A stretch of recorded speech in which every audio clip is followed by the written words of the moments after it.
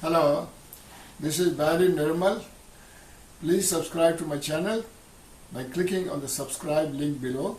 Hello friends, in this video I will tell you my thoughts about the Israel-Hamas war of 2023.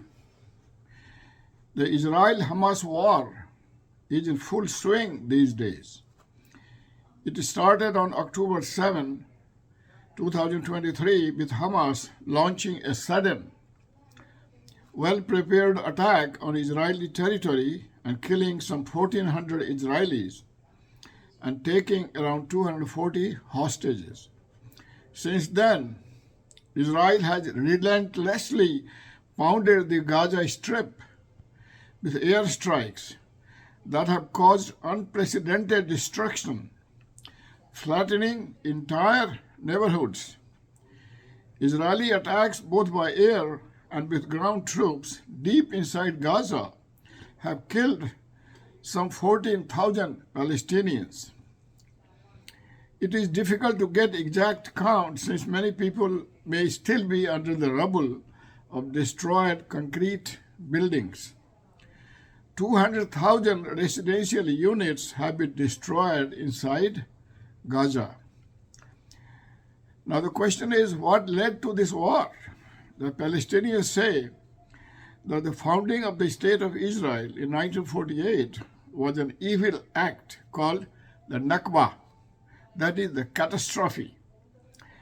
They say that to establish a state of the Jews in a land already inhabited by Palestinian Arabs was wrong. But the Jews say that they used to live in that land much before Jesus Christ was born, and they were expelled from their land and exiled first by the Christians and then by the Muslims. They say that the most, or at least part of the Palestinian Arabs of today are descendants of Jews or Christians who were converted into Islam after the Muslim conquest of the Middle East. But now the same Christians who earlier persecuted the Jews in Palestine and in Europe for centuries have become staunch supporters of Israel. They cite the prophecy mentioned in the Bible about the return of the Jews. The Bible holds that the area is a God-given inheritance of the Jewish people based on the Torah, particularly the books of Genesis, Exodus, Numbers, and the book of Deuteronomy, as well as Joshua and the later prophets. Because Jacob was faithful, the Lord gave him the special name of Israel, which means one who prevails with God, or let God prevail. Jacob had 12 sons. These sons and their families became known as the 12 tribes of Israel, or Israelites. See Genesis 49:28. The root cause of the Hamas-Israel war of today lies in the history of the deep-rooted conflict between Muslims, Christians, and Jews who have lived in Palestine.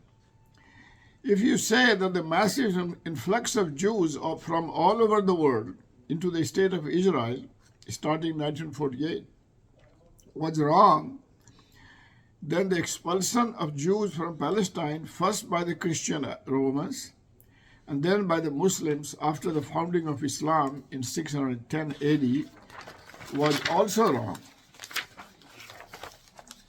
You cannot ignore the history of Palestine prior to the establishment of the State of Israel in 1948. Now let us look at the history of the expulsion of Jews from Israel. The Jews were expelled from Palestine or were forced to emigrate from their land and settle in Europe and other places like South America. In both Europe and South America, they faced serious and often violent religious hatred and bigotry. This hatred was very serious in Argentina. This is why it is said that many Nazi leaders fled to Argentina after the defeat of Nazi Germany in 1945. The Jews faced so much discrimination in Europe for hundreds of years that many of them embraced Christianity just to survive. Finally, it culminated in the murder of 6 million Jews by Nazi Germany under the evil, brutal dictatorship of Hitler. This massacre, called Holocaust, convinced the Jews that they must establish their own state in order to survive as a race. But they could have settled in another place that was not much populated away from Palestine, as Mahatma Gandhi proposed. But due to historical and political reasons, this did not happen. Also, they decided to settle the Jews in Palestine so that they would act as the ally of the West in that part of the world to keep the rulers in that area under check. So the establishment of the State of Israel has its root in the everlasting, perennial conflict between Christians and Muslims for world domination. Even today, the Christians and Muslims are competing with each other for world domination because they have become the number one and number two religion in the world by numbers. In the 7th century, first the Muslims conquered the land in the Middle East and North Africa. Then they started expanding eastward towards India and in the north and west towards Europe.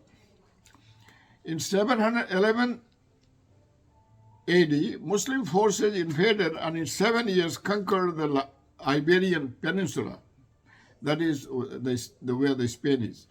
By 720 AD, Spain was largely under Muslim control. It became one of the great Muslim civilizations, reaching its summit with the Umayyad Caliphate of Cordoba in the 10th century. The heartland of Muslim rule was southern Spain. The Muslims finally lost all power in Spain in 1492. By 1502, the Christian rulers issued an order requiring all Muslims to convert to Christianity.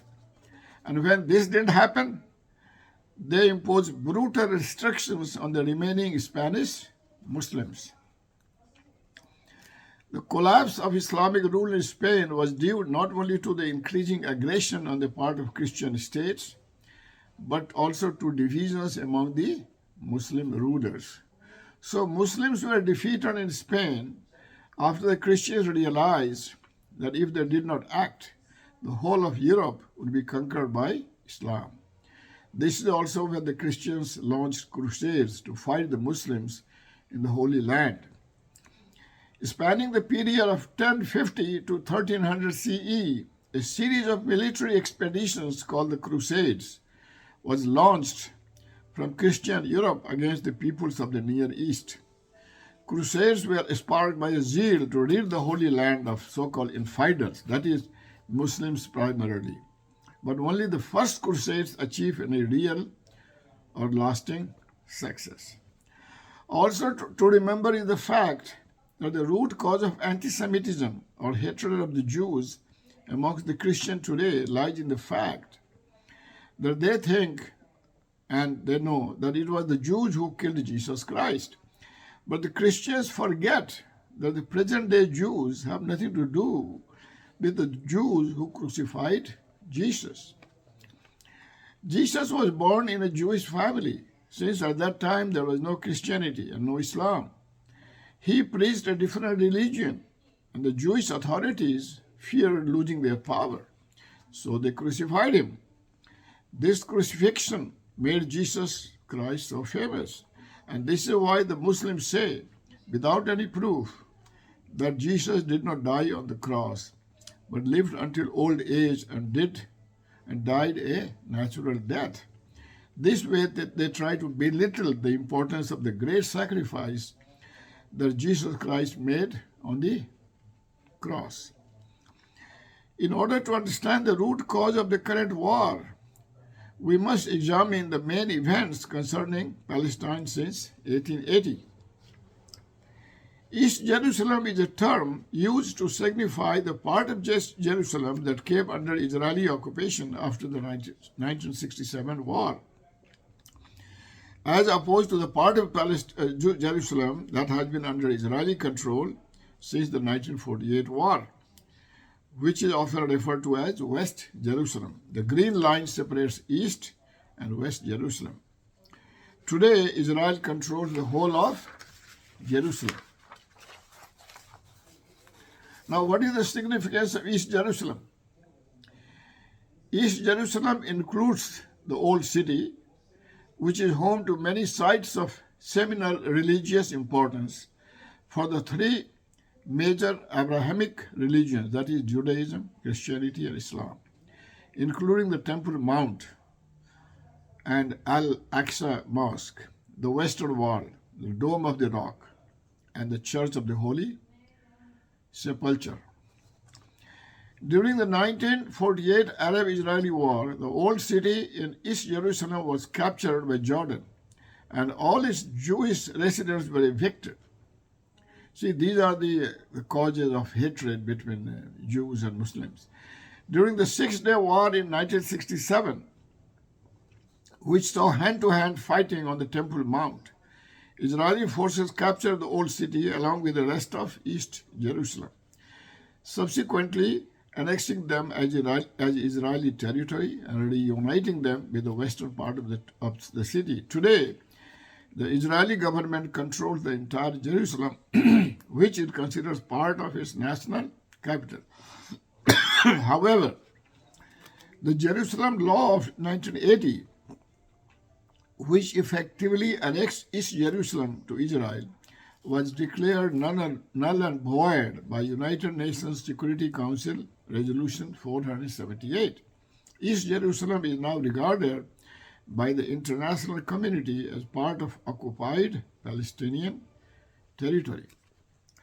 Now let's talk about the Ottoman era until the end of World War I. Tensions between the Zionist movement and the Arab residents of Palestine started to emerge after the 1880s, when immigration of European Jews to Palestine increased. This immigration increased the Jewish communities in Ottoman Palestine by the acquisition of land from Ottoman and individual Arab landholders known as effendis, and establishment of Jewish agriculture settlements called kibbutzim. At the time, Arabs living in an almost feudal existence on the effendis' land. After World War I, Great Britain became the dominant superpower in the world. Just like after World War II, United States became the dominant superpower. Under the League of Nations mandate,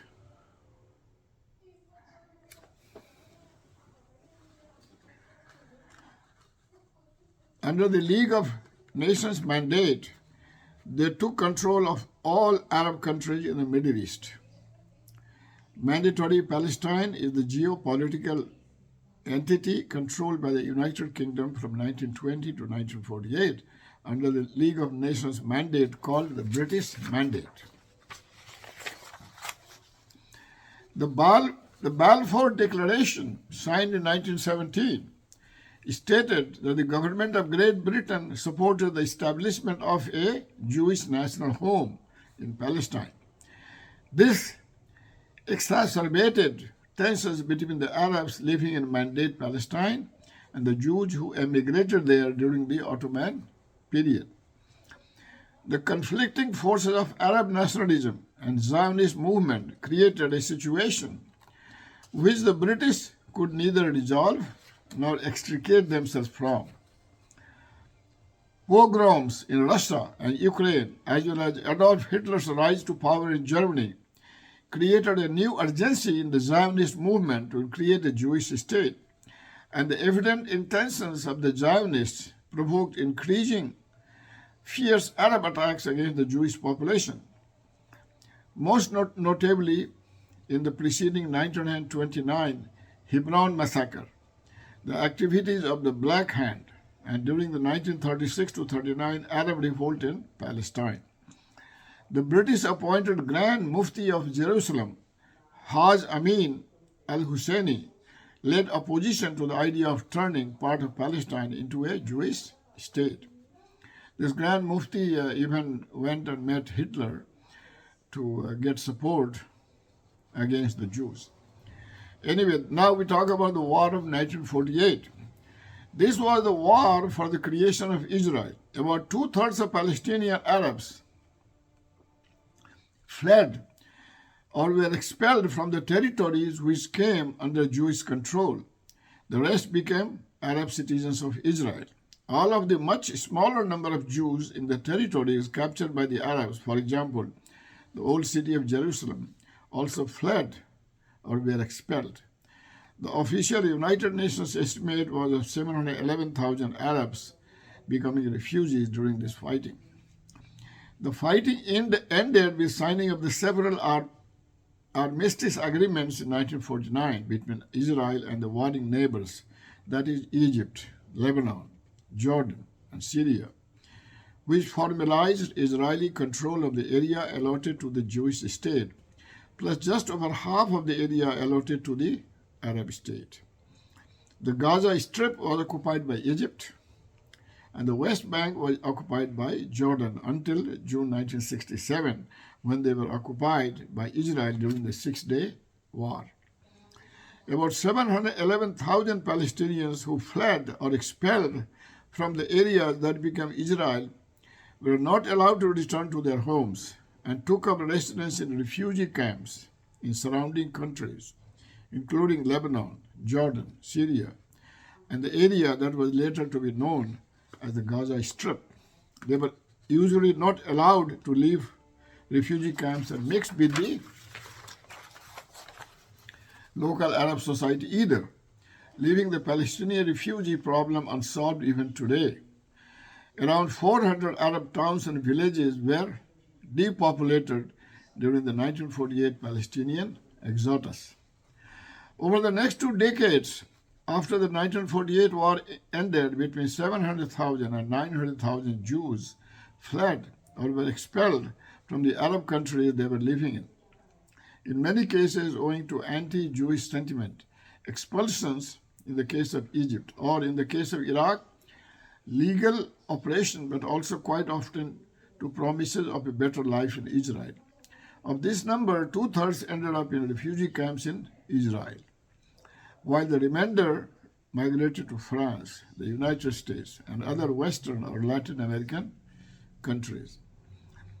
The Jewish refugee camps in Israel were evacuated with time, and the refugees were eventually integrated in the Jewish Israeli society, which in fact consisted almost entirely of refugees from Arab and European states.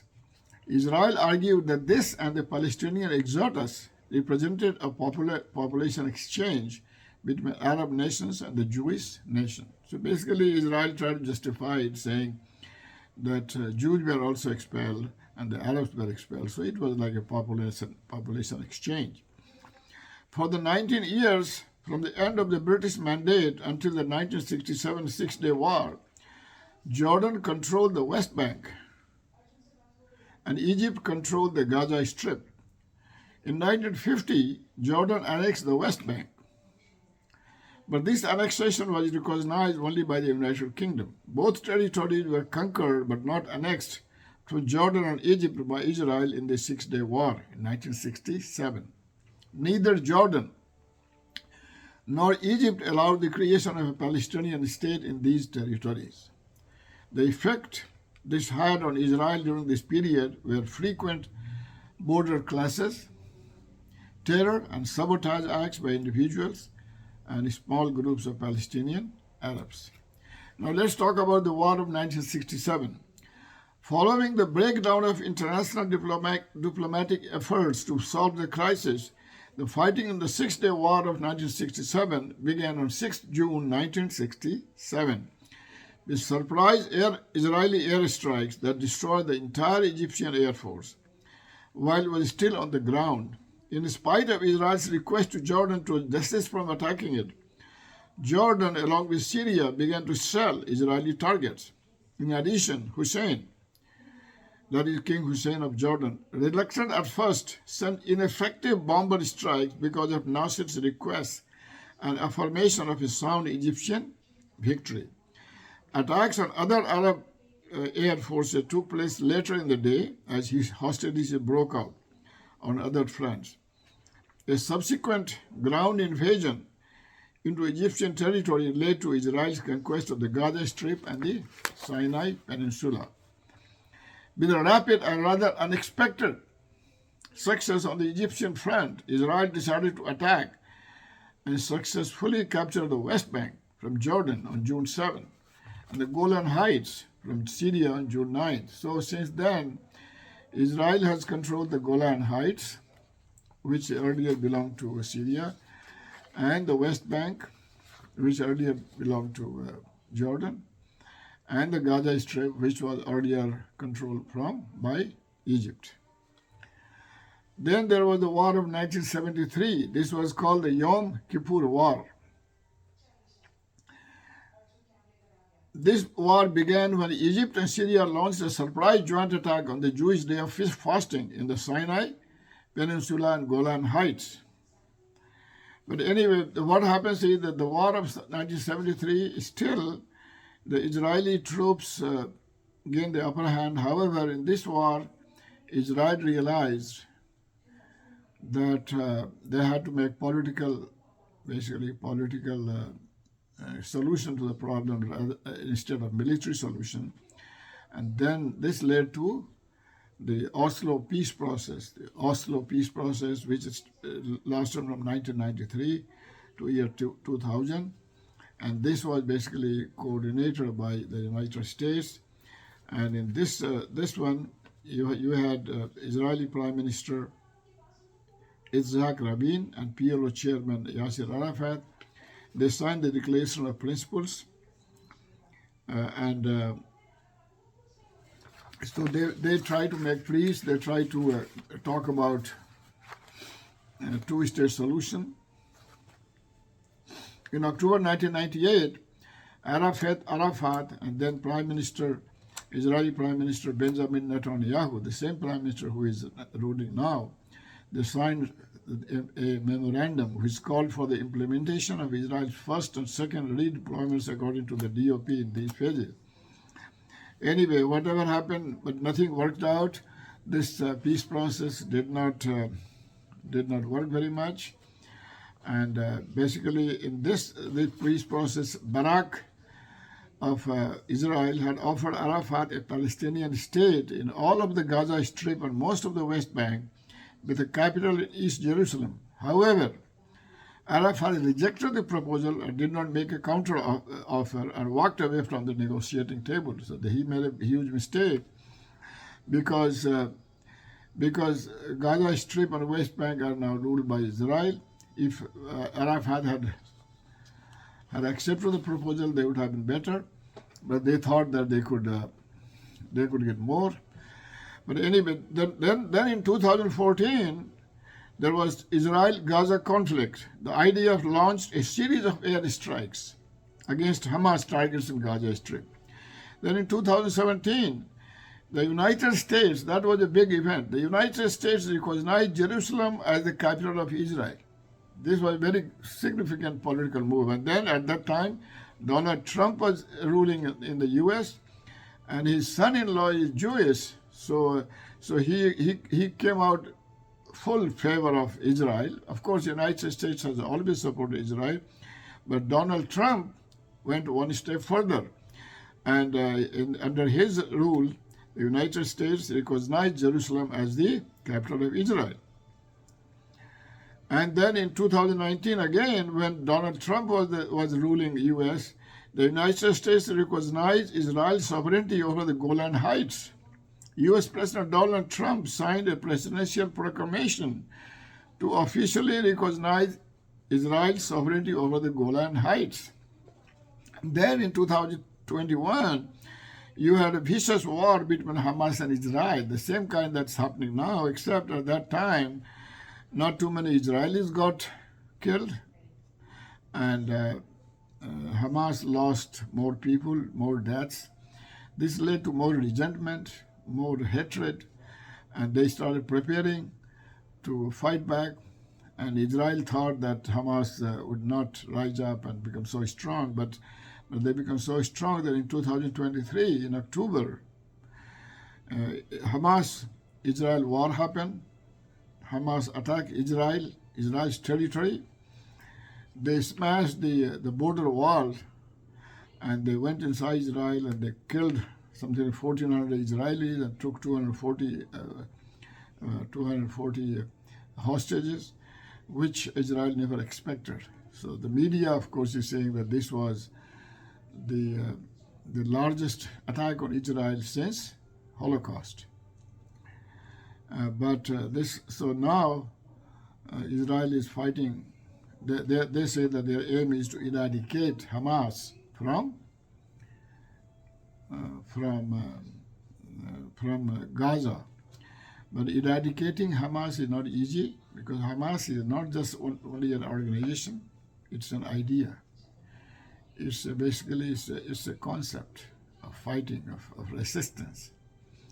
And you cannot kill an idea. You cannot kill an ideal or idea. So it will be very hard for Israel to eradicate Hamas. Of course, what they are trying to do is they are trying to basically depopulate Gaza, as Egypt has said. They want to move. They want to force the people from Gaza Strip to move to Egypt.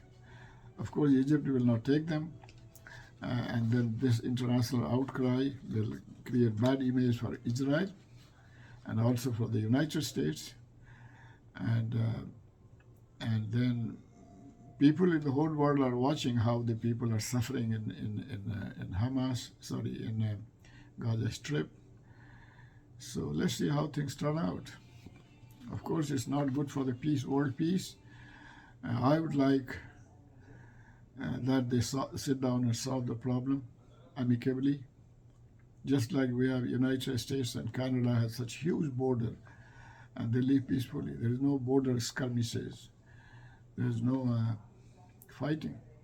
Why? Because they have similar ideas, they have similar background, similar religion, and so I hope everybody learns from the peace between Canada and the United States. Whereas between India and China, there is always border skirmishes, always fighting. Why? It's because of bad blood. So people should learn from those states which have amicable relationships. Like in Europe, the countries are living peacefully. And of course, at one time, they used to fight. In Second World War, Germany attacked all the neighboring European countries, and he annexed them, and there was so much bad blood.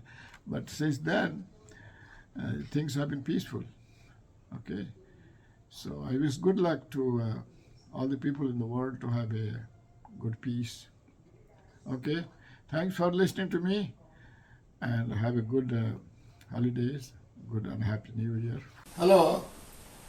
If you have not subscribed to my channel, please do so by clicking on the subscribe link below. Also write your comments in the comment section below. Spread the word. You can share this video with your friends by clicking on the share button below, and you can share it with WhatsApp, with Facebook, Twitter, Instagram, and by sending email to your friends.